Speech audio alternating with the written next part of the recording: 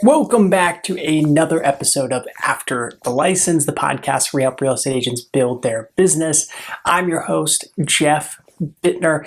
Today, we're going to talk on some processes and systems you should be thinking of as processes and systems because we talked on what is a process and how important there is in the last episode. But first, if you're watching on YouTube, make sure you check out our podcast. And if you're listening to the podcast, make sure you check out our YouTube channel because we have YouTube specific trainings. Hit that subscribe button. It really helps. I'm trying to hit 1,000 here in the next 60 days, and then drop a comment on the video and tell me what you thought of it. So in the last episode, we touched on, the importance of processes, the importance of systems in your business. We touched on the importance of routine, right? Routine is boring, but it's boring for a good reason because it's predictable. And so I'm going to mention a couple different areas of your business that you're maybe not thinking of as a process, as a system that you maybe should be. So the first one is the actual real processes in your business. So if you work with a buyer, if you work with a seller, what do those processes look like? Do you have something that's repeatable that you do every single time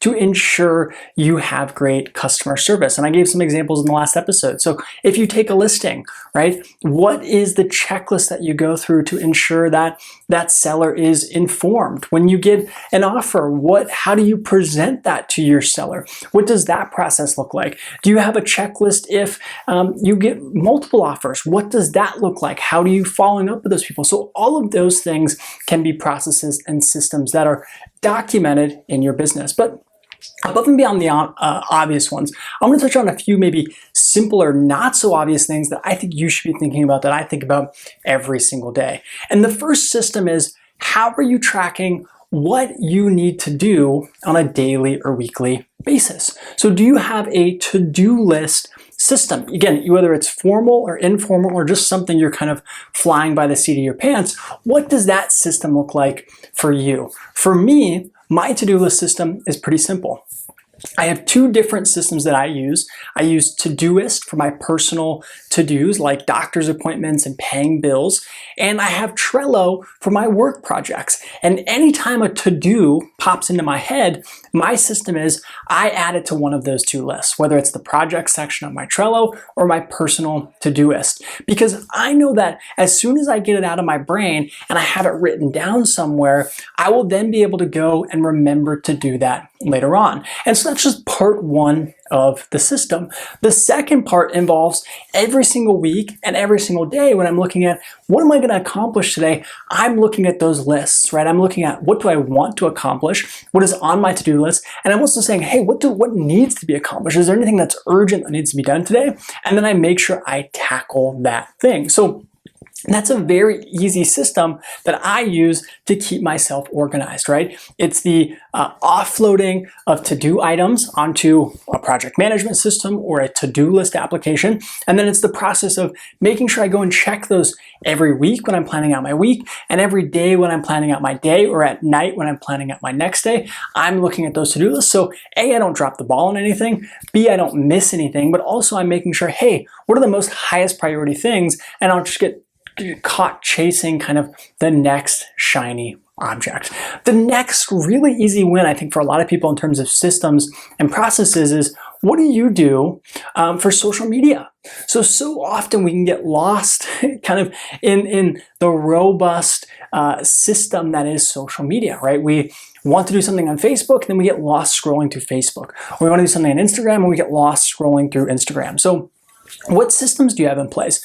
I would recommend that you schedule and time block your social media time, right? So go and time block it out. If you need to spend a half hour on social media for your business, block it out, time block it out, and stick to it, right? And when that time's done, log off. There's things that you can do like Newsfeed Eradicator for Facebook, where it's a Google Chrome plugin, and you install it, and that actual Facebook newsfeed goes away. So you can only access groups, you can only access messages, you can only access your pages, right? You're not just seeing that constant flood of pictures of kittens and family members and political posts where you can end up getting lost in it. So that's another place where I think a lot of agents can really up their systems game. The last one I'll say is communication. How do you handle phone calls, and how do you handle email. So for me, email, right, I started to use it less and less and less because I think it's unproductive in a lot of ways. But what I would recommend is scheduling some time that you're going to check email and then log off of it. So Tim Ferriss recommends like 11 a.m. and 4 p.m. and he recommends people do it twice a day, where they only look at their emails at 11 and 4. Again, in real estate, you might have to do it more often than that, but maybe you have 3 or 4 times during the day where you log on to email, you block out a half hour, you respond to a bunch of emails, and then you log off and you do the next thing. The same thing with phone calls, right?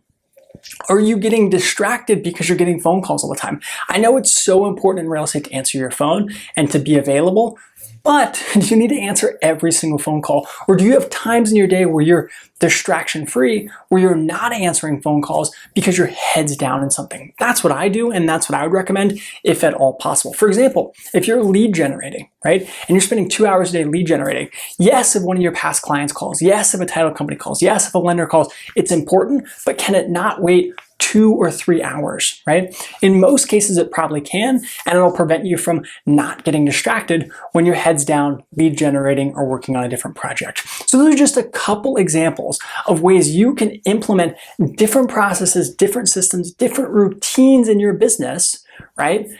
To make you more effective, more efficient, and more productive. Okay, guys, I hope that was helpful. Drop a comment below. What systems or processes do you have in place, whether you've written down or not? What's the most effective for you for answering emails and phone calls? And do you have any good systems and processes in place that are really easy, that have been really beneficial for you, that maybe others don't? Drop a comment below. I would love to hear them, and I'll catch you next time.